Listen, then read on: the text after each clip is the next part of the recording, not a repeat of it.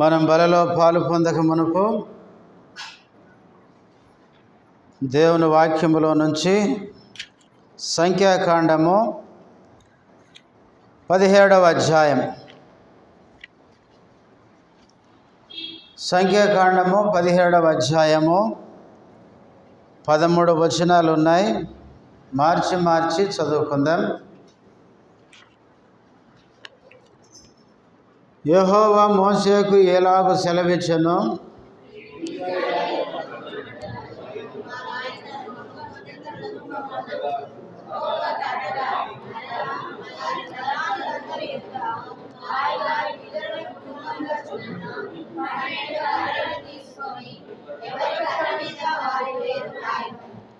లేవి కర్ర మీద అహరోను పేరు రాయవలెను.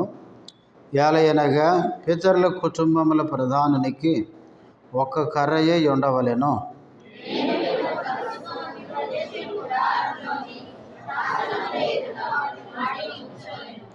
అప్పుడు నేను ఎవని ఏర్పరచుకుందునో వాని కర్ర చిగురించును. ఇశ్రాయేలీయులు మీకు విరోధముగా సనుగుచుండు సనుగులు నాకు వినబడకుండా మాన్పివేయుదును.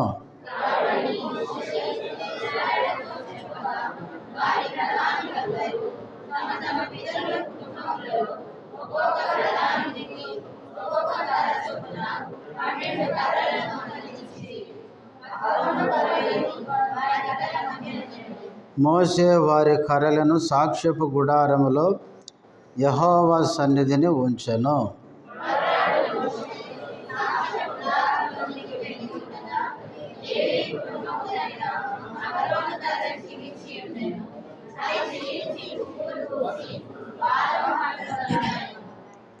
మోషే యెహోవా సన్నిధి నుండి ఆ కర్రలన్నిటినీ ఇశ్రాయేలందరి ఎదుటికి తేగా, వారు వాటిని చూచి ఒక్కొక్కడు ఎవరి కర్రను వారు తీసుకొనిరి.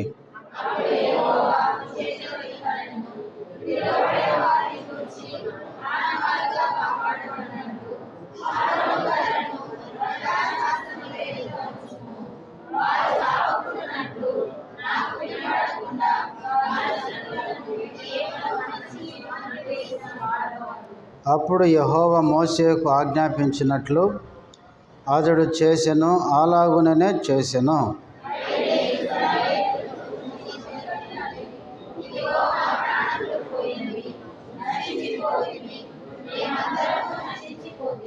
చివరి వచనం అందరం కలిసి చదువుకుందాం. యెహోవా మందిరమునకు సమీపించు ప్రతివాడును చచ్చును. మేము అందరము చావవలసి ఉన్నదా అని పలికిరి. ప్రార్థన చేసుకుందాం. ప్రేమ కలిగిన తండ్రి, పరిశుద్ధుడైన దేవ, యేసుక్రీస్తు నామములో వందనములు, స్తోత్రాలు. ఇంతవరకు ఆరాధనలో మీరు చేసిన సహాయముకై స్తుతిస్తుంటున్నాం.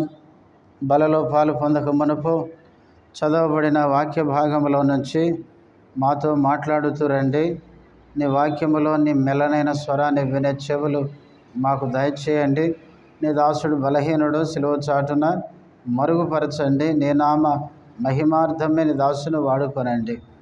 ప్రభువా, మమ్మల్ని మీ చేతులకు అప్పగించుకుంటూ యేసుక్రీస్తు నామములో స్తుతించి ప్రార్థిస్తున్నాము తండ్రి, ఆమెన్.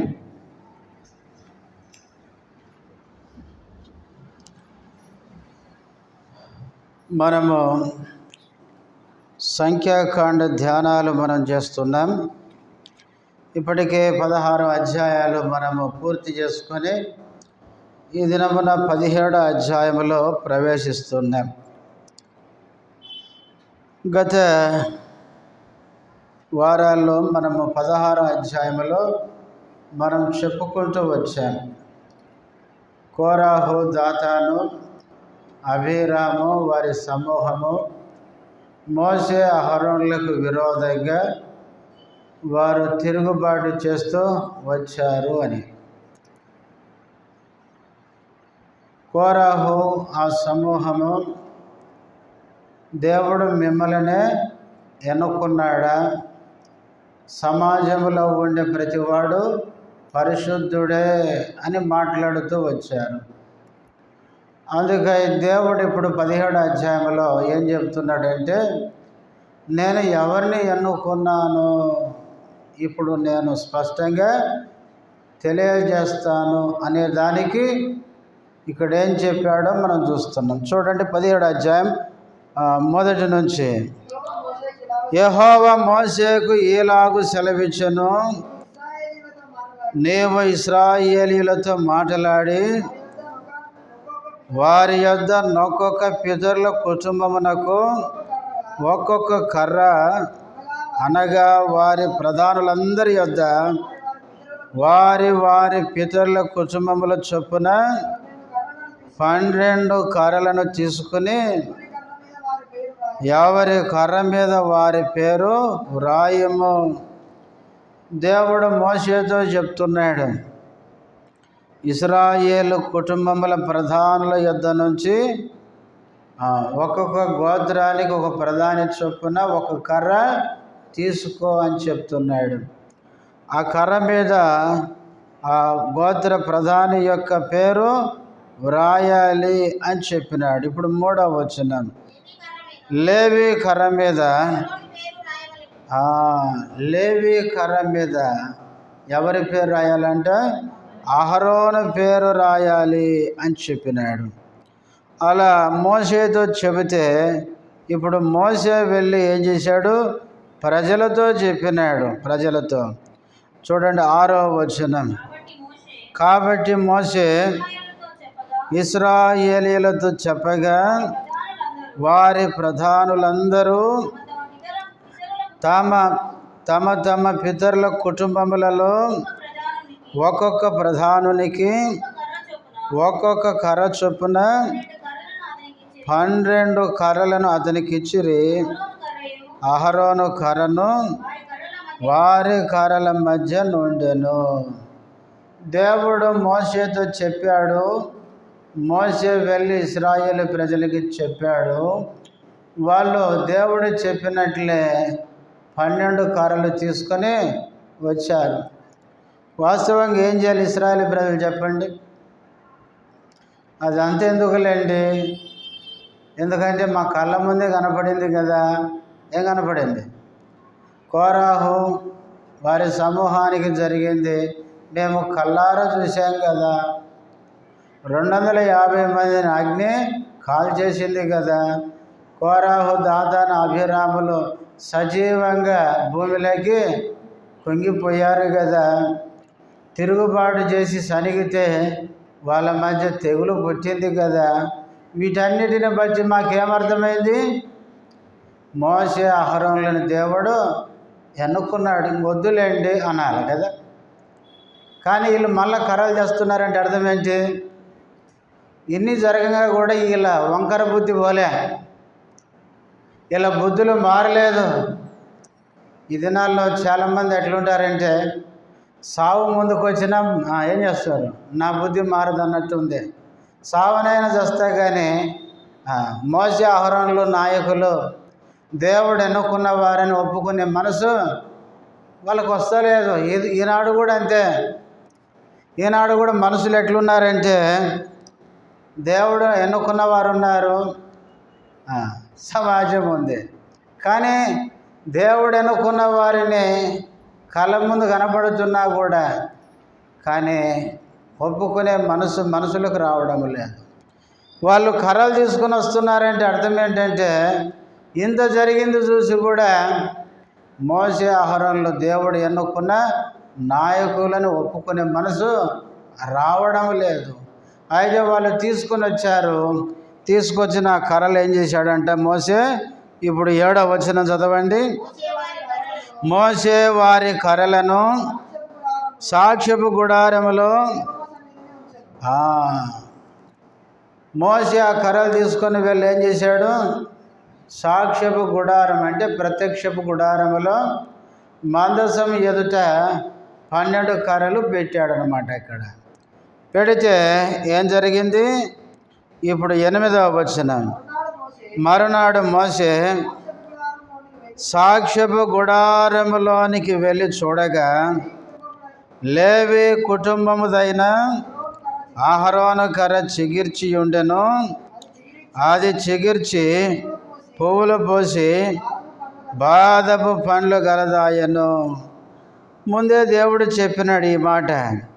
ఏమని చెప్పాడు? నేను ఎవరిని ఎన్నుకుంటానో వాళ్ళ కర్ర ఏమవుతుంది?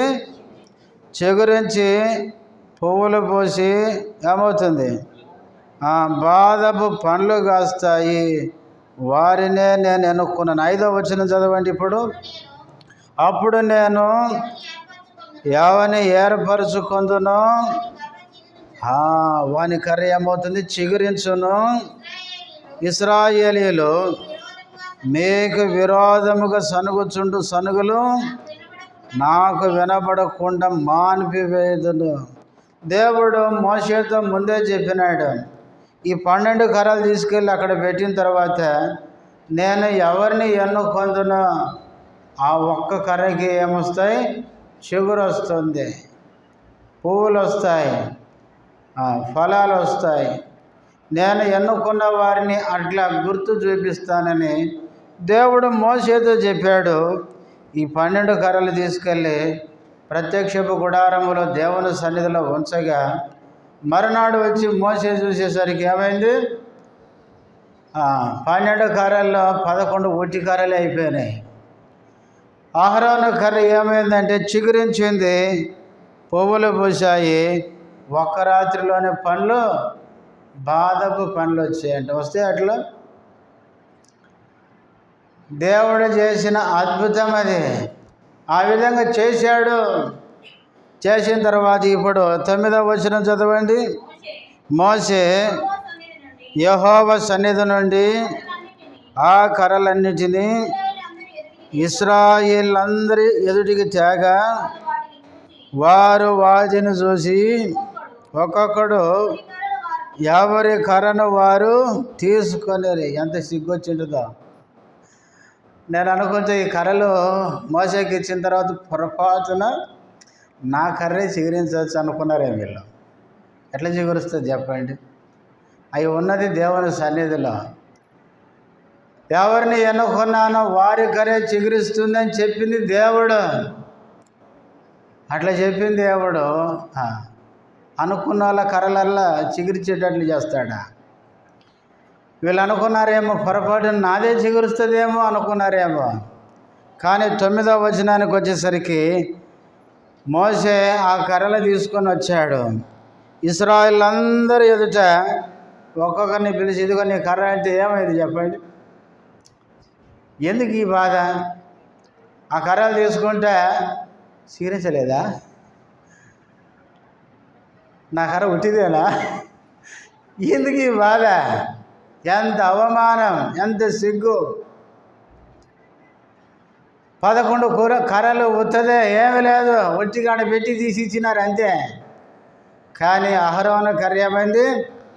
అది చిగిర్చింది అనమాట. ఎందుకంటే అహరోను వంశాన్ని దేవుడు ఎన్నుకున్నాడు. మోసే అహరోనులను ఎన్నుకున్నాడు. ఎప్పుడైతే అది జరిగిందో ఇప్పుడు 10వ వచనంలో దేవుడు అంటాడు. నేను చదువుతాను చూడండి. 10వ వచనం 2వ లైన్ చివరి చూడండి.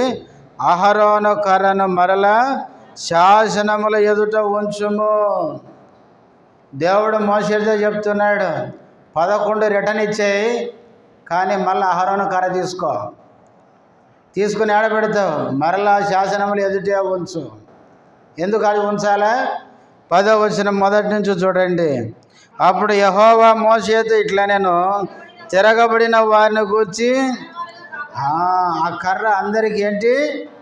ఆనవాలు అంటే గుర్తు అన్నమాట. ఇంకొకసారి ఎవరు జరగద్దు. ఎందుకు? ఈ కర్రే సాక్ష్యం. దేనికి? మోసే అహరోనులను దేవుడు ఎన్నుకున్నాడు అనే దానికి ఆనవాలు, గుర్తుగా దేవుని సన్నిధిలో ఉంచమన్నాడు. దాని గురించి పౌలు క్రొత్త నిబంధనలకు రాసినాడు. చూడండి, హెబ్రీ పత్రిక 9వ అధ్యాయం. హెబ్రీలకు రాసిన పత్రిక 9వ అధ్యాయము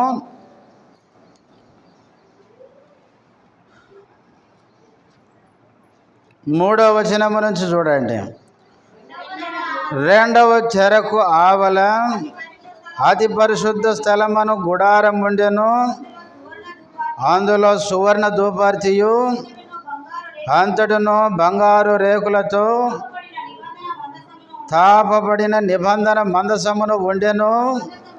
ఆ మందసములో మన్నా గల బంగారు పాత్రయు చిగురించిన అహరోను చేతి కర్రయు నిబంధన పలకలను ఉండెను. చిగురించిన అహరోను చేతి కర్ర ఎక్కడికి వచ్చింది? నిబంధన మందసములోకి వచ్చింది. ఆ చిగురించిన అహరోను చేతి కర్ర ఆనవాలుగా ఉంచబడింది, గుర్తుగా ఉంచబడింది. ఈ చిగురించిన అహరోను చేతి కర్ర ప్రియులారా, ఆనాడు వాళ్ళకే కాదు, ఈరోజు మనకు కూడా కొన్ని ఆత్మీయమైన విషయాలు నేర్పిస్తుంది. ఈ చిగురించిన అహరోను చేతి కర్ర ఎక్కడ ఉంచబడింది? దేవుని సన్నిధిలో. ఒకప్పుడు లోకములో పాపములో ఉన్న నిన్ను నన్ను దేవుడు రక్షించి మనల్ని ఎక్కడికి తీసుకుని వచ్చాడు? దేవుని సన్నిధికి తీసుకుని వచ్చాడు. ఆ కర్ర సన్నిధిలో ఉంచబడ్డట్టే మనం కూడా దేవుని సన్నిధిలో ఉంచబడ్డాం. దేవుని సన్నిధిలో ఉంచబడిన అహరోను చేతి కర్ర ఏమైంది? చిగురించింది. 11 కర్రలు కూడా ఉంచబడ్డాయి, కానీ ఏం కాలేదు? చిగురించలేదు. ఈ దినాలు చాలామంది ప్రభువుని నమ్మి దేవుని సన్నిధికి వస్తారు, దేవుని సన్నిధిలో వచ్చి ఉంటున్నారు, కానీ అహరోను కర్ర వల్ల ఏం కావడం లేదు? చిగురించడం లేదు, పుష్పించడం లేదు, ఫలించడం లేదు. ఆ 11 కర్రలు ఏ విధంగా దేవుని సన్నిధిలో ఫలించలేదు, అలాగే మన జీవితాలు ఉంటున్నాయి. దేవుని నమ్మినామని చెబుతున్నాం, దేవుని సన్నిధికి వస్తున్నాం, వచ్చినట్టే పోతున్నాం.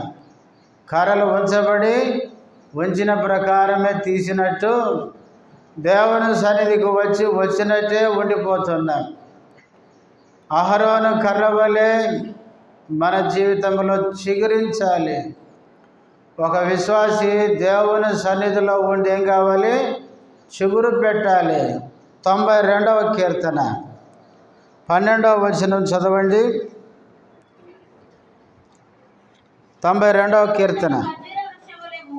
నీతిమంతులు ఖర్జూర వృక్షం వలె మొవ్వు వేయుదురు, లెబానోను మీది దేవదారు వృక్షం వలె వారు ఎదుగుదురు. నీతిమంతులు ఎట్లుంటారంట? ఖర్జూర వృక్షం వలె మొవ్వు వేయుదురు. మొవ్వు అంటే నూతనమైన ఆకులు రావడం, మన భాషలో చెప్పుకోవాలంటే చిగురు పెట్టడం. ఇంకా చూడండి 15వ వచనం. వారంటే 12వ వచనంలో చెప్పబడిన నీతిమంతులు. వారు ముసలితనమందు ఇంకా చిగురు పెట్టుచు సారము కలిగి పచ్చగా నుందరు. దేవుని పిల్లలు దేవుని సన్నిధిలో ఉండి పచ్చగా ఉండాలి, చిగురు పెట్టాలి.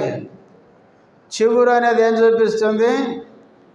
కొత్త జీవితాన్ని చూపిస్తుంది, నూతన జీవాన్ని చూపిస్తుంది. చిగురు అంటే కొత్త ఆకులు రావడం. అట్లాగే దేవుని సన్నిధిలో ఉన్న ఆ కర్ర చిగురించినట్లే యేసు ప్రభువుని నమ్మి దేవుని సన్నిధికి వచ్చిన మన జీవితాలు కూడా ఏం కావాలి? చిగురించాలి. మన జీవితం కొత్తగా మార్పు చెందాలి. కానీ యేసు ప్రభువుని నమ్మామంటాం, దేవుని మందిరానికి వస్తాం, కానీ మనలో ఏం రావడం లేదు? చిగురించే అనుభవం, మార్పు చెందిన అనుభవం రావడం లేదు. పౌలు కొరింథీయులకు 2వ పత్రిక రాస్తూ 5:17 అంటాడు, కాగా ఎవడైనా క్రీస్తు నందున్న ఎడల వాడు నూతన సృష్టి, పాతవి గతించెను, ఇదిగో సమస్తము క్రొత్తవాయెను. క్రీస్తులోనికి వచ్చిన తర్వాత మనం ఏం కావాలి? క్రొత్త వారం కావాలి, క్రొత్త వ్యక్తులంగా మారాలి. ఎప్పుడు క్రొత్త వ్యక్తులం అవుతాం? పౌలు అన్నాడు, పాతవి గతించను. పాతవి గతిస్తేనే నువ్వు కొత్తగా అవుతావు. కానీ మనం పేరుకు చెప్పుకుంటాం, మారావా? మారానండి. ఏం మారింది? మాటలు మారలేదు, చేతల్లో ప్రవర్తన మారలేదు, మన నడవడిక మారలేదు, మన జీవిత విధానమే మారకపోతే క్రొత్త వ్యక్తులం ఎట్లవుతాం? పాతవి పోతేనే కొత్త వాళ్ళం అవుతాం. పాత వాటినే మనము అంటిపెట్టుకొని పాత అలవాట్లనే కలిగి ఉండి మనం కొత్త వారమని ఎట్లా చెప్పగలం? ప్రియులారా, ప్రభువుని నమ్మిన తర్వాత చిగురు పెట్టడము అంటే క్రొత్త జీవితం, క్రొత్త మార్పు మనలో కనపడాలి. పౌలు తిమోతికి రాస్తూ అన్నాడు, తిమోతి పూర్వము నేను అని చెప్పినాడు. మనం చెప్తామా? పూర్వము నువ్వు ఎట్లున్నావో చెప్పి ఇప్పుడు ఎట్లున్నావో చెప్పగలవా? సేమ్ టు సేమ్ అన్నట్టుందా? పూర్వం అట్లే ఉంది, ఇప్పుడు అట్లాగే ఉంటే ఇంకా చిగురు ఎక్కడ పెట్టినావు? కొత్త జీవితం ఎప్పుడు వచ్చింది మనలో? మార్పు రాకపోతే ప్రియులారా, యేసు ప్రభు వస్తే మనం ప్రభువుని ఎట్లా కలుసుకోవాలి?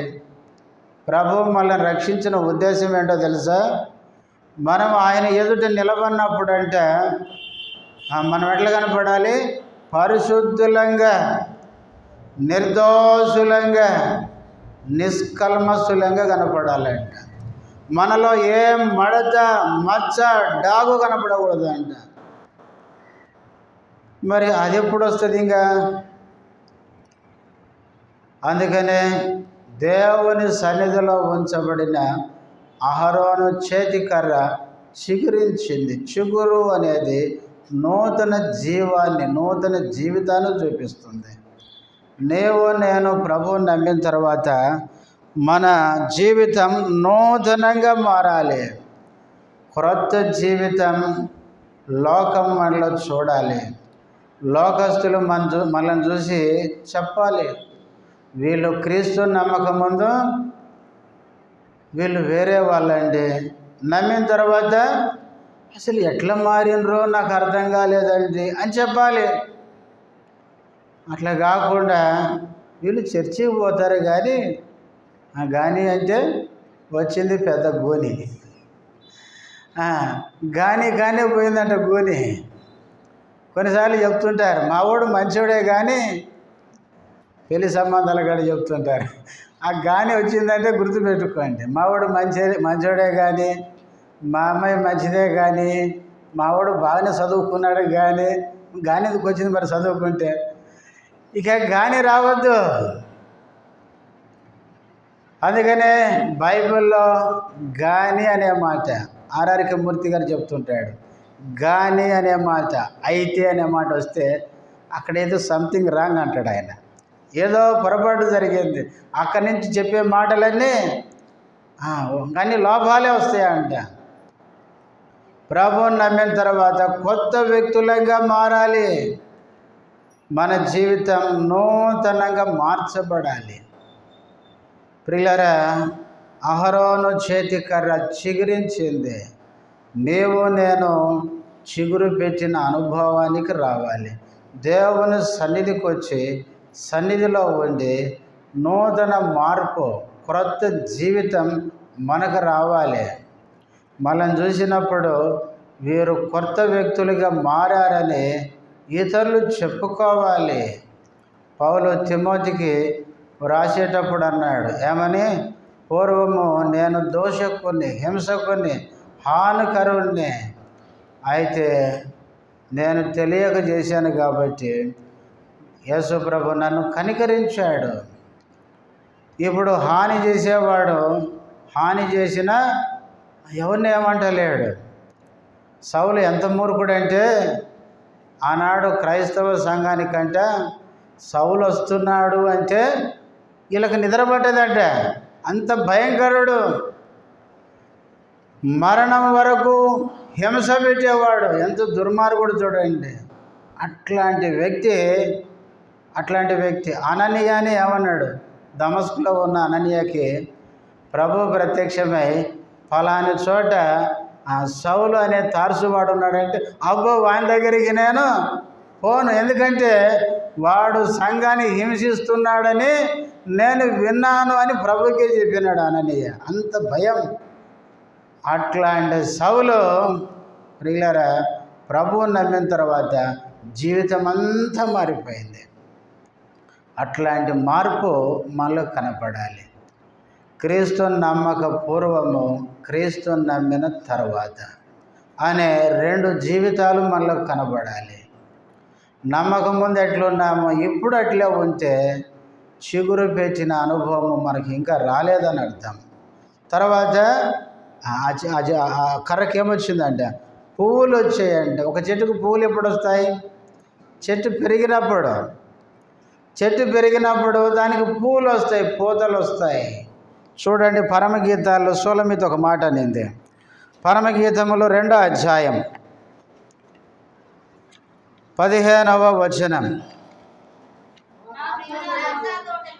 మన ద్రాక్ష తోటలు పూతపట్టి ఉన్నవి, ద్రాక్ష తోటలను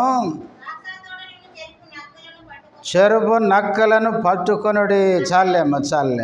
మన ద్రాక్ష తోటలు ఏం పట్టినాయి? పూత పట్టినాయి. 7వ అధ్యాయం పరమగీతము 7వ అధ్యాయము 12వ వచనం, పెందల కడ లేచి ద్రాక్షవనములకు పోదము, ద్రాక్షవల్లులు చిగురించను లేదు, వాటి పువ్వులు వికసించనో లేదు, దాడిమ చెట్లు పూత పచ్చనో లేదు. చాలమ్మ. ప్రియుడు అంటున్నాడు, పెందల కడలేచి ద్రాక్ష వనములకు పోదము. 11వ వచనంలో నా ప్రియురాలు మాట్లాడుతుంది. పెందల కడలేచి ద్రాక్ష వనములకు పోదము, ద్రాక్షవల్లులు చిగురించనో లేదు, వాటి పువ్వులు వికసించనో లేదు. పువ్వులు రావడం అనేది ఎదుగుదలను చూపిస్తుంది. యేసుక్రీస్తు నమ్మిన నీవు రెండవదిగా ఆ కర్ర పువ్వులు వచ్చినట్లే మనం ఎదగాలి. యేసుక్రీస్తు నమ్మిన నీవు నేను ఆత్మీయంగా దినాలు గడిచే కొలది ప్రభువునందు ఎదుగుతూ రావాలి. చూడండి, ఎఫెసీలకు రాసిన పత్రిక 4వ అధ్యాయం, ఎఫెసీలకు రాసిన పత్రిక 4వ అధ్యాయం 14వ వచనం, అందువలన మనమిక మీదట పసిపిల్లలమై ఉండి మనుషుల మాయోపాయముల చేత వంచనతోనూ తప్పు మార్గమునకు లాగు కుయుక్తితోనూ గాలికి కొట్టుకొని పోవునట్లు కల్పింపబడిన ప్రతి ఉపదేశమునకు ఇటు అటు కొట్టుకొని పోవచ్చు, అలల చేత ఎగురగొట్టబడిన వారమైనట్లు అట్లుండద్దు. ఎట్లుండద్దు? మనం ఇక మీదట ఎట్లుండద్దు? పసిపిల్లలమై ఉండి, పసిపిల్లలా ఉండద్దు. అందువలన అంటే ఎందువలన?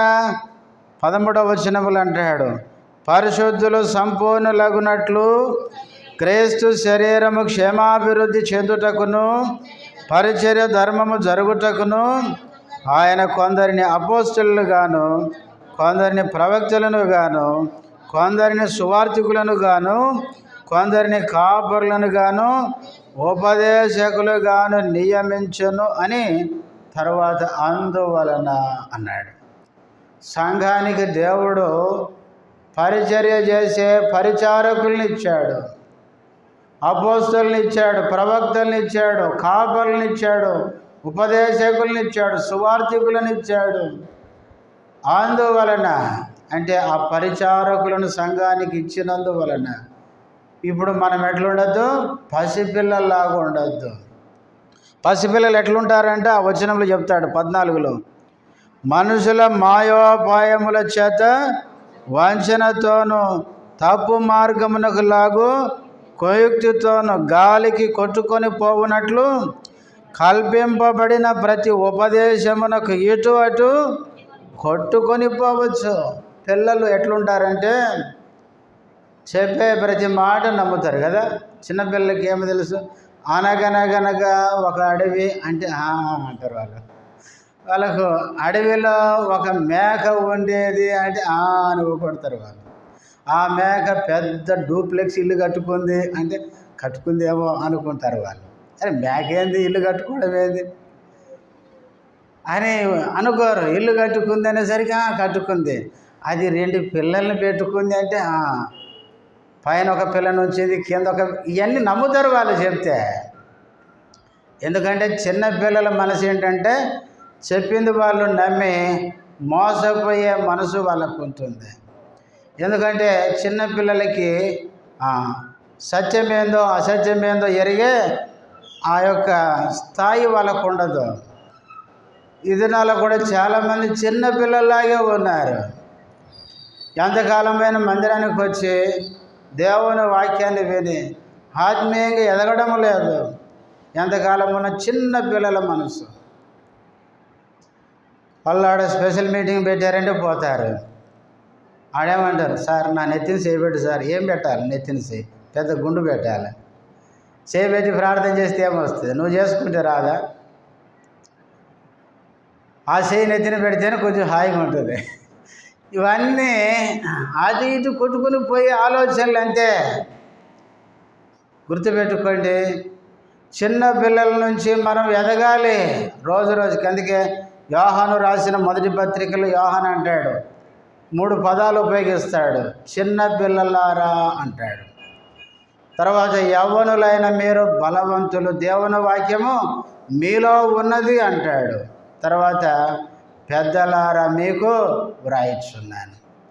యోహాను మొదటి పత్రికలో పిల్లలారా అంటాడు, యవనస్తులారా అంటాడు, పెద్దలారా అంటాడు. క్రొత్తగా ప్రభువుని నమ్మినప్పుడు మనం పిల్లలమే. యోహాను సువార్త 1:12 ప్రకారం తను ఎందరు అంగీకరించారో వారందరికీ దేవుని పిల్లలయ్యే అధికారం. నమ్మినప్పుడు పిల్లలమే. దినాలు గడిచే కొలది ఏం కావాలి? పెద్దవారేం కావాలి. పౌలు కూడా అన్నాడు చూడండి, కొరింథీయులకు రాసిన మొదటి పత్రిక, త్వరగా తీయండి ముగిద్దాం. 13వ అధ్యాయం, కొరింథీయులకు రాసిన మొదటి పత్రిక 13వ అధ్యాయం 11వ వచనం. నేను పిల్లవాడనై ఉన్నప్పుడు పిల్లవాని వలె మాట్లాడి తిని, పిల్లవాని వలె తలంచి తిని, పిల్లవాని వలె యోచించి తిని. ఇప్పుడు ఏమైపోయాడంట? పెద్దవాడనై. పిల్లవానికి పెద్దవానికి చాలా తేడా ఉంటుంది, గుర్తుపెట్టుకోండి. ఇప్పుడు కెవిన్ ఉన్నాడు, ఇటు ఉరుకుతుంటాడు. అదే మనం ఉరికితే, కెవిన్ ఉరికితే ఒక అర్థం ఉంటుంది కదా. మనం ఉరికితే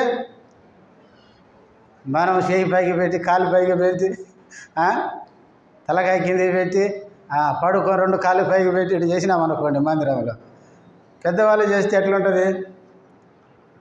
ఒక పెద్ద వ్యక్తి వచ్చి ఉన్నటువంటి మందిరంలో అట్లా చేస్తున్నాడు అనుకోండి, మెల్లగా దీన్ని పట్టుకొని ఎక్కడికి తీసుకుపోవాలి? ఎర్రగడ్డ పిచ్చి హాస్పిటల్కి తీసుకుపోవాలంటారు. అదే చిన్నపిల్లలు చేస్తే అది పిల్ల చేస్తలేదు. చిన్నపిల్లలకి తెలియదు, వాళ్ళు ఎక్కడ ఎలా ప్రవర్తించాలో వాళ్ళకి అర్థం కాదు. కాబట్టి చిన్నపిల్లలుగా ఉన్నప్పుడు వాళ్ళు పిల్ల చేష్టలు అవి. కానీ పెద్దవాళ్ళు అట్లా చేయరు. అట్లాగే పౌలు అంటున్నాడు, నేను పిల్లవానిగా ఉన్నప్పుడు పిల్లవానిగా ప్రవర్తించాను, పిల్లవానిగా తలంచాను. అయితే పెద్దవాడనే పిల్ల చేష్టలు మానివేశాను. మనము దినాలు గడిచే కొలది మనం ఎదగాలి. అందుకే ఎఫెసీ పత్రిక 4:15 అంటాడు, మనము ప్రేమ కలిగి సత్యము చెప్పుచు క్రీస్తు వలె ఉండుటకు అన్ని విషయాల్లో ఎదుగుదాము అన్నాడు. మన ఎదుగుదల ఎవరి వలె ఉండుటకు? క్రీస్తు వలె ఉండడం. మన చివరి మెట్టు క్రీస్తులాగా మనం ఉండడం. కాబట్టి మనం రోజు రోజుకి ఎదిగి క్రీస్తు వలె ఉండడానికి మనం ఎదగాలి. కానీ చాలాసార్లు మనము చాలా సంవత్సరాలైనా ఎంత ఎదగాలో అంత ఎదగలేకపోతున్నాం. హెబ్రీ పత్రిక 5వ అధ్యాయంలో హెబ్రీ విశ్వాసులతో అంటాడు, 12వ వచనంలో ఏమంటాడు? కాలాన్ని బట్టి చూస్తే మీరు బోధకులుగా ఉండాలి, కానీ ఇంకొక బోధకుడు వచ్చి ఏం చెప్పాలా? మూలపాఠాలు చెప్పాలంట. మూలపాఠాలు అంటే ఏమంటే పోయిన పాఠం ఏం చెప్పినావు అంటే పోయిన పాటలు ఏబిసిడీలు చెప్పిన, ఈరోజు అదే చెప్పు. అరే అవి దాటిపోదామంటే అట్లా కాదు, అవే మాకు కావాలి అంటే మూలపాఠం అంటే అదే. అప్పుడెప్పుడో విన్నది ఇప్పుడు మళ్ళీ చెప్పుకోవాలి. ఒక పిల్లోడు స్కూల్లో జాయిన్ అయ్యి 10 ఏళ్ళైనా కూడా మనకి ఏం రాలేదనుకోండి, ఏం చేయాలి వాడిని? ఆ సారులు అంటారు, మీ వాడు మొద్దు సుద్దండి, ఈయన చెప్పిన వానికి ఏమీ మైండ్కి ఎక్కడం లేదంటారు. కాబట్టి దేవుని పిల్లలుగా మనం కాలాన్ని బట్టి ఎదగాలి. హెబ్రీ విశ్వాసులు ఎదగలేదు. వాళ్ళు ప్రభువుని నమ్మి రక్షించబడి మరలా ధర్మశాస్త్ర ఆచారాల వైపు వెళ్ళిపోతున్నారు. అందుకే మీరు ఇంతకాలమైన ఇంకా ఎదుగుతలేరని పౌలు బాధపడుతున్నాడు. కొరింథీ సంఘాన్ని కూడా పౌలు రాస్తూ అంటాడు 3వ అధ్యాయం 1వ వచనంలో, ఆత్మ సంబంధమైన మనసులతో మాట్లాడినట్లు నేను మీతో మాట్లాడలేకపోతున్నా, క్రీస్తునందు మీరు పసిపిల్లలే అంటాడు. కొరింథీ విశ్వాసులు కూడా పసిపిల్లలే. ఎందుకంటే కొరింథీ సంఘంలో ఎక్కడ లేనన్నీ ఆడున్నాయి. 1వ అధ్యాయంలో అంటాడు, మీలో కలహములు గలవని క్లోయ ఇంటి వారి వలన నేను వింటిని అంటాడు. కలహాలు ఉన్నాయి. కలహాలు ఎక్కడుంటే వాళ్ళు చిన్నపిల్లలని గుర్తుపెట్టుకోండి. 2వ అధ్యాయంలో వాళ్ళకున్న జ్ఞానాన్ని బట్టి ఉప్పొంగుతున్నారు. అందుకే పౌలు అన్నాడు, నేను మీ మధ్య తీయని మాటలు జ్ఞాన ఉపదేశాన్ని మీకు బోధించలేదు. ఎందుకంటే ఆయనకున్న జ్ఞానపు మాటలు కనుక బోధిస్తే ప్రజలు తన వైపు ఆకర్షించబడతారని పౌలు ఏం చేశాడంటే ఆత్మ నేర్పించే మాటలే బోధించానంటాడు. ఎందుకంటే కొరింథీ సంఘంలో జ్ఞానం ఎక్కువైంది. అందుకే ఈ లోక జ్ఞానము దేవుని దృష్టిలో వెర్రితనం అని చెప్పినాడు. 3వ అధ్యాయానికి వచ్చేసరికి నేను పౌలు వాడిని, ఒకడు అపోలో వాడిని, ఒకడు కేఫా వాడిని, నేను క్రీస్తు వాడిని అనే భేదాలు వచ్చినాయి. ఈ విభేదాలు వచ్చినాయంటే కూడా వాళ్ళు ఆత్మీయంగా పిల్లోళ్ళే అని గుర్తుపెట్టుకోండి. కాబట్టి బైబిల్లో కొరింథీ సంఘము వరాల విషయంలో ఆసక్తి ఉంది కానీ ఆత్మీయంగా ఎదగలేదు. మీరు ఒకటి గుర్తుపెట్టుకోవాలి, వరాలు వేరు, ఆత్మీయత వేరు. వరం అనేది ఆత్మ వలన కలుగుతుంది. నాకున్న వరాలను బట్టి పనిచేస్తాను, కానీ నేను ఆత్మీయునని చెప్పుకోవడం కష్టం. ఆత్మీయత అనేది ఆత్మ నాలో కార్యం జరిగించే కొలది వచ్చే ఆత్మ ఫలం. గలతీ పత్రిక 5వ అధ్యాయంలో చెప్పినట్టు ప్రేమ, సంతోషం, సమాధానం ఇలాంటి గుణాలు కలిగి జీవించడమే ఆత్మీయత. వరాలు కలిగి పనిచేయడం ఆత్మీయత కాదు. నేను చక్కగా బోధించాను అనుకోండి, అది వరం, ఆత్మీయత కాదు. నేను చక్కగా నలుగురికి ప్రార్థన చేస్తే స్వస్థత కలిగింది అనుకోండి, అది వరం, ఆత్మీయత కాదు. కానీ ఈనాడు క్రైస్తవ లోకం ఏమనుకుంటుందంటే వరాలే ఆత్మీయత అనుకుంటుంది. వరము వేరు, ఆత్మ ఫలము వేరు. ఆత్మీయంగా ఎదిగితే ఆత్మ ఫలాలు ఉంటాయి. వరాలు అనేటివి దేవుడు ప్రేమించి మనకి ఇచ్చేటివి, గిఫ్ట్గా ఇచ్చేటివి. కాబట్టి మనము దినాలు గలిచే కొలది మనం ఎదగాలి. ప్రియులారా, పువ్వులు పూయడం అనేది ఎదుగుదలని చూపిస్తుంది, మనం ఎదగాలనే చూపిస్తుంది. ఇక 3వది, దానికి ఏమొచ్చినాయి? ఫలాలు వచ్చినాయి. బాదము పండ్లు కాసినాయి అంట. యేసు ప్రభు మనల్ని రక్షించింది ఎందుకంటే ఫలించుటకు. యోహాను సువార్త 15:16 శిశువులతో అంటాడు, మీరు వెళ్ళి ఫలించుటకు, మీ ఫలము నిలిచి ఉండుటకు నేను మిమ్మను ఏర్పరచుకొని నియమించి తిని. ఆనాడు శిష్యులను ఫలించడానికి ఏర్పాటు చేసుకున్నాడు. ఈనాడు కూడా మనం ఏం కావాలి? ఫలించాలి. ఫలించకపోతే ఏమైంది? బాప్తిసం ఇచ్చి యోహాను అన్నాడు, మారు మనసునకు తగిన ఫలాలు ఫలించండి, లేకపోతే గొడ్డలు ఎక్కడుంది? చెట్టు వేరునుంది అన్నాడు. వేరును కొట్టేస్తే ఏమైంది? చెట్టు వేరు పోయిందంటే చెట్టు పోయిందని. చెట్టుకు వేరే ముఖ్యం, అంటే వేరులో నుంచి దేవుడు తీసేస్తాడు. లూకాసు వార్త 13 అన్నాడు ఏమని? 3 ఏళ్ల నుంచి ద్రాక్ష తోటలో ఏ చెట్టు? అంజూరపు చెట్టు నాటాడంట. 3 ఏళ్ల నుంచి ఎదుగుతున్నాడు, ఏం లేదు, ఫలితం శూన్యం. అప్పుడు ఆయన అంటాడు యజమాని తోటమాలితో ఏమని, ఎందుకు ఈ చెట్టు తోటలో? దీనికి స్థలం వేస్ట్ అవుతుంది, దీనికి చేసే శాఖరంతా వ్యర్థమైపోతుంది, దీన్ని నరికివేయము అన్నాడు. కానీ ఆయన అన్నాడు, అయ్యా ఈ ఒక్క సంవత్సరం ఉండనివ్వన్నాడు. కనుక ఫలించకపోతే మనము నరికివేయబడతాం. అంటే దేవుని కొరకు ఫలించకపోతే, ప్రయోజనం లేకపోతే దేవుడు అంటాడు 24వ సంవత్సరం దాకా ఫలించలేదు, కాబట్టి వీళ్ళని తీసేస్తే మంచిదిలే అనుకుంటాడు. మన ద్వారా ఏం ప్రయోజనం లేకపోతే ఎందుకు భూమి మీద బతకడం? పౌలు ఏమన్నాడు? బ్రతుకుట క్రీస్తే. బతికితే భూమి మీద దేవుని కోసం బతుకుతా, పని చేస్తా. చచ్చిపోతే ఇంకా ఆడిపోతే నాకు ఇక్కడ చేసిన దాని అంతటికీ లాభం, లెక్కలను చూసి నాకు ఆయన జీతం ఇస్తాడు. ఈ భూమి మీద బతికినంత కాలం ఏమి చేయకుండా బతికి చచ్చిపోతే ఇంకా ఆడిపోతే ఏం లాభం ఉంటుంది మనకు? అందుకనే ప్రియులారా, ప్రభువు కొరకు మనం ఫలించాలి, ప్రభువు కొరకు మనం ఉపయోగపడాలి, ఏదో రకంగా దేవుని కార్యములు మనం పాలు పంచుకోవాలి. కాబట్టి సంఖ్యాకాండం 17 ఇశ్రాయేలు ప్రజలు మోషే అహరోనుల మీద తిరుగుబాటు చేసినందుకు వారిని దేవుడు ఎన్నుకున్నాడు అనే దానికి గుర్తుగా 12 కర్రలు తీసుకురమ్మన్నాడు, దేవుని సన్నిధిలో ఉంచమన్నాడు. నేను ఎవరిని ఎన్నుకున్నాడో ఆ కర్ర ఏం చేస్తుంది? చిగురుస్తుంది అని చెప్పినాడు. 12 కర్రలు ఉంచి మరుసటి రోజు వచ్చేసరికి అహరోను కర్ర చిగురించింది, అది పువ్వులు పూసింది, బాదము పండ్లు కాసింది. అట్లాగే కర్ర లాంటి జీవము లేని నిర్జీవమైన నిన్ను నన్ను దేవుడు రక్షించి ఆ సన్నిధిలో అది ఉంచినట్లే మనను కూడా దేవుని సన్నిధికి తెచ్చి ఆయన సన్నిధిలో ఉంచున్నాడు.